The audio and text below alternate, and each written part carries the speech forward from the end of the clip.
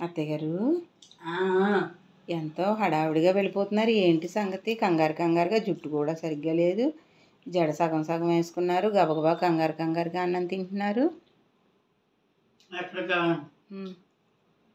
ఇవాళ అత్తళ్ళేనే మనకి అత్తలందరూ పిక్నిక్ వెళ్తున్నాం.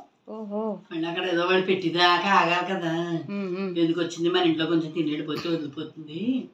ఇల్లు అది జాగ్రత్తగా చూడేమ్మా.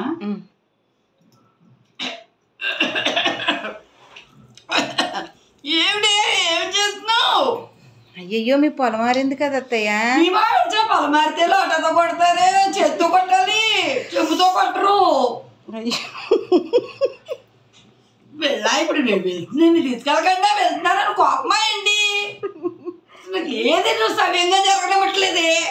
అయ్యో